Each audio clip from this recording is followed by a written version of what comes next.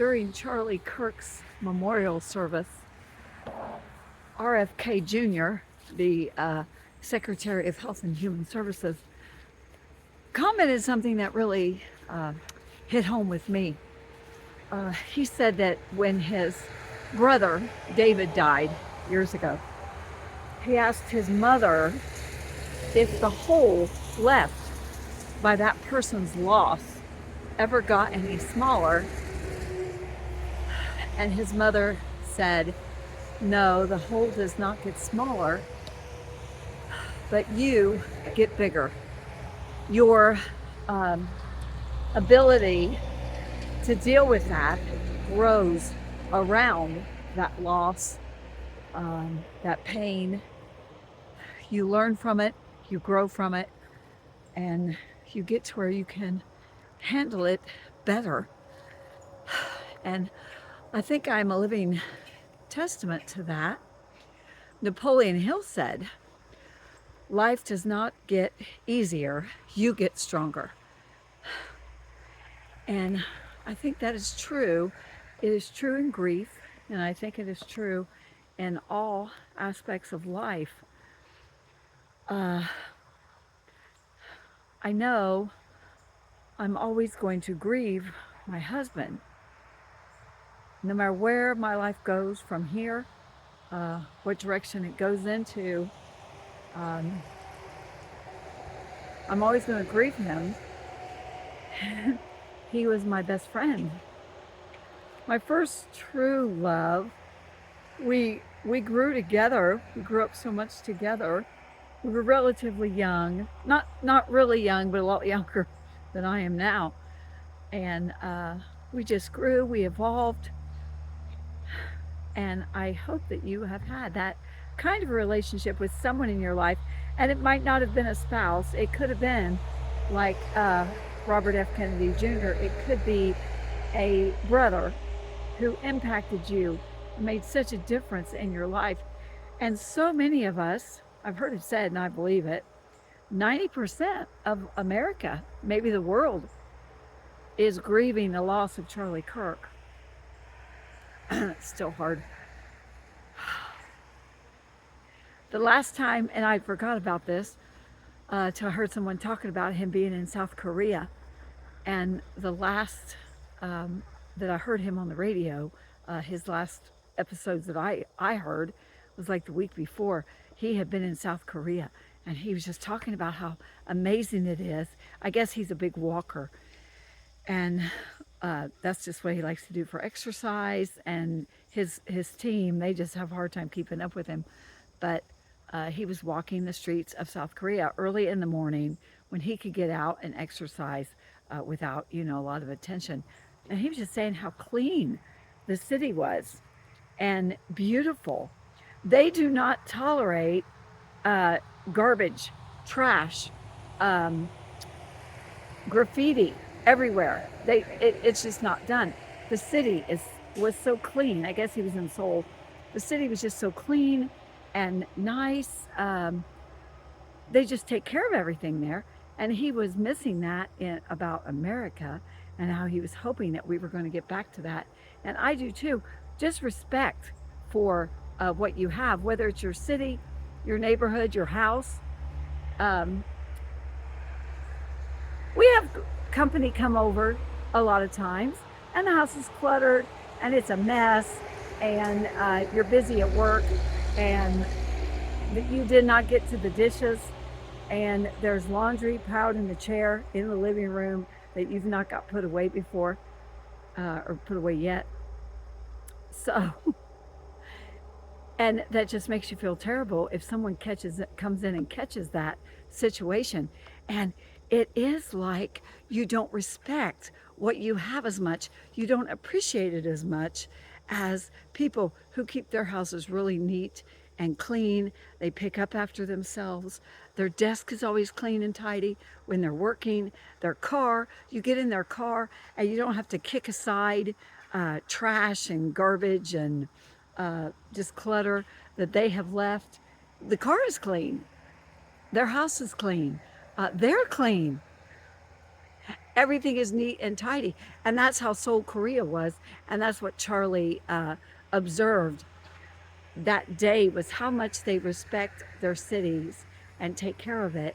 And it's just always nice. It's just not, it doesn't happen. They're respectful of everything. And clutter, garbage, um, feces, which you have in American cities on the streets, it does not happen in Seoul, Korea, because they respect what they have. And I hope that we do too. And if not, I want to get back to that. I want to respect what I have. The best thing happened to me this morning. Well, I was watching this video about, what's his name? Don Lemon. Used to be on CNN. He's a radical, God love him, just a really angry, hate-filled person. He was too radical for CNN. So that tells you something if you've never listened to the guy. But he was talking about his experience watching the Charlie Kirk Memorial. And he said he could not watch it because it just unsettled him so much. He felt like he could feel the ground shaking when he would watch. And he said it was not a memorial service as much as it was a call to action. It was a revival. And he is a proud, unapologetic sinner. And he can feel the changes that's happening in America and around the world. And I just thought that was so amazing. And as I was journaling about it, what he called a call to action among conservatives. And he said he was scared, not scared so much for his personal safety, but scared that conservatives are rising up. We're done with it. We're tired of it. We're going to stand up and we are going to defend our beliefs. We're going to stop apologizing, stop being namby-pamby about our faith, and just tell it like it is. And he's afraid of that. And he said he tried to watch it a couple different times, but he had to keep turning it off because he was scared and unsettled, because it was a call to action. So I'm journaling about that. And the Lord did kind of deal with me. It's like, okay, you need to remember to pray for this guy. And I apologize and I repented. I am going to pray for Don Lemon. But I believe, just like Don Lemon, that the Lord is gathering his people in. I believe that we are near the end. This is our last moments. And he's gathering his people in. This is it. This is it for America. We have got to start standing up for our faith and stop apologizing or hiding or ducking. If we learned anything by Charlie Kirk, it is stand up for what you believe in. Talk to people lovingly, gently. Talk to them. Get their opinions. Debate them, but in a gentle, loving way, just like Charlie did. And it wasn't long after I was journaling this about Don Lemon and what he was thinking about the memorial service. My granddaughter, young mom, she messaged me out of the blue and she said, "Where do I start reading the Bible? Where do you recommend that I can start reading?" My goodness. I was just thinking about that and how the Lord is calling his people in. He's calling us home. We are getting ready. And she messaged me and asked me where to start reading the Bible. So I sent her some verses. My recommendation was the first 2 chapters of Luke, which gives a person an introduction to Jesus's life. Now, she came to church all the time when she was little. She probably stopped going when she was around 14, 15.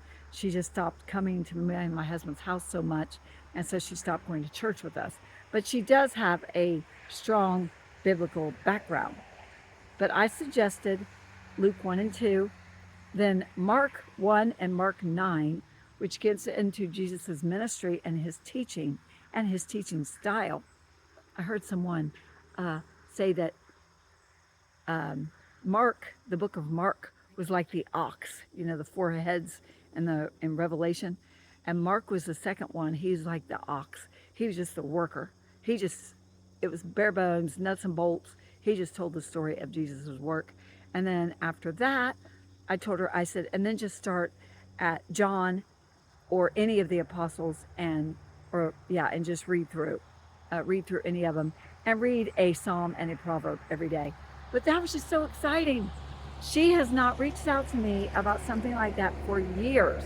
She's a young mom, and I told her for her biblical, or as being a young mother, she definitely needs to be reading Proverbs about how to raise kids, raise godly kids. Oh my goodness, I would not want to be in that situation.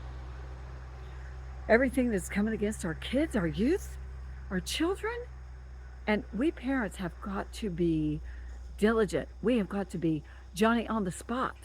We cannot leave it up to sending them to their room, turning on the games, turning on their tablets, all the things that they see on their tablets just in a moment. And it can make such an impact on these kids. But I was really, really, really encouraged by a lot. I was encouraged by RFK and what he said about what his mother told him about the hole that that person leaves when you lose someone, that you grow stronger around that hole, because the hole does not get smaller. You get bigger, you get stronger, and you learn how to handle it better. Then I hear about Don Lemon. He said he grew up Southern Baptist and he went to Catholic school. If you know anything about the guy, oh my goodness, he knows Jesus. But he could feel it. He could not even watch that memorial because of how spiritual it was and how strong. And these people are not apologizing for their love for Jesus. I heard the word Jesus more times during that memorial service than I have heard practically at my own church on any given Sunday. It was wonderful. And then, of course, last but not least, I was even more encouraged about my granddaughter. Pray for her, young mom. She's got to get a hold of those kids. Time goes by so fast. You cannot wait till your kid, well, I'll wait till he's in school, he's in public school, or I'll wait till he's old enough to understand, or I'll wait until blah, blah, blah. No, those babies need to start hearing the word of God in the womb. They need to be hearing prayers in the womb. You just put that Bible on your big old belly and you just start praying, praising, teaching, learning, growing yourself, and preparing yourself for raising these kids. I'm super excited today. I'm just thankful for everything that the Lord has brought me through. The last couple of weeks have been really hard for me. I was so upset, and I was not thinking. Erica Kirk, if you watched the memorial, I'm sure you saw where she forgave her husband's murderer. That would be tough. She's still in the throes of grief, those first days where you're not even sure what really happened. And you're kind of thinking, maybe this has all been a bad dream. She's still in that stage. I know, because I was there. It took weeks to get out of that, to where I realized this really happened. I'm not dreaming. And she's still there. But she had the grace, the strength to forgive her husband, or the person who took her husband's life. I don't want to say the word because I don't want to get flagged. He unalived her husband. She forgave this person. So that's where she is, and she was able. I'm encouraged by that. Wherever you are in your spiritual journey, your grief journey, just stand and know that God hasn't forgotten you. And it really does seem like it in the beginning. I felt so abandoned, so lost. But He hasn't forgotten us. We do grow. We get stronger. Rest in knowing that. God bless you all. God bless my granddaughter and Don Lemon. Wherever you are, you little sweetie, I just pray that the Lord touches you, rips the veil off your eyes so that you can see He loves you. He cares for you. He's here. All you have to do is reach out and He will reach in. Have a blessed day. Bless someone today. Make someone's day, and make today count.